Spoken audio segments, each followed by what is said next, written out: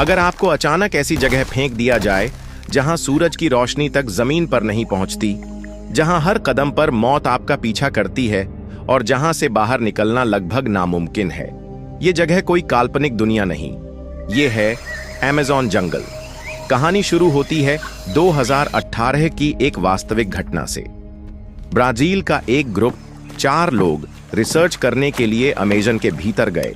उनका मकसद था जंगल के अंदरूनी हिस्सों में रहने वाली एक नई जनजाति के बारे में जानकारी इकट्ठा करना, लेकिन उन्हें नहीं पता था कि उनका ये सफर जिंदगी और मौत की सबसे डरावनी लड़ाई में बदल जाएगा। जंगल में एंट्री करने के पहले 24 घंटे तक सब ठीक था।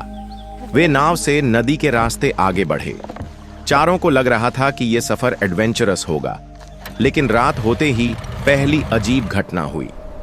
उनकी नाव किनारे पर बांधी गई थी, लेकिन आधी रात को अचानक पानी हिलने की आवाज आई। जब टॉर्च जलाई गई तो देखा कि नाव का आधा हिस्सा फट चुका था, जैसे किसी विशालकाय जीव ने उसे अपने दांतों से नोच लिया हो।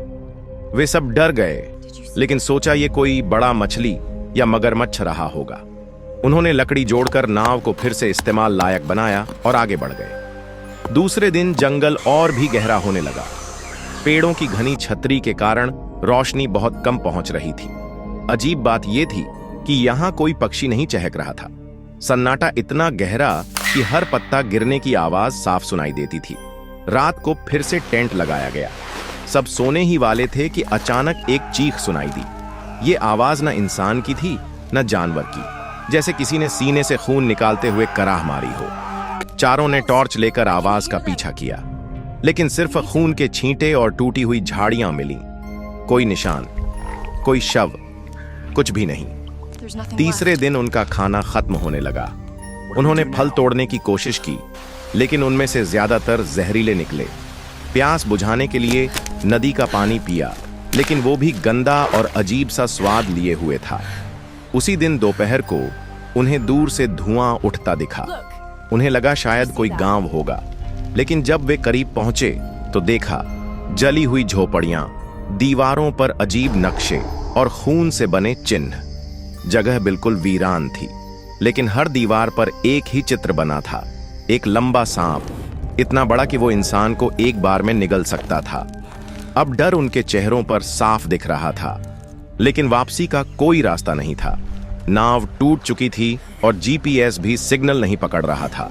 चौथी रात सबसे डरावनी थी, क्योंकि उस रात उनमें से एक, कार्लोस, गायब हो गया। सुबह जब सब उठे तो उसका टेंट खाली था।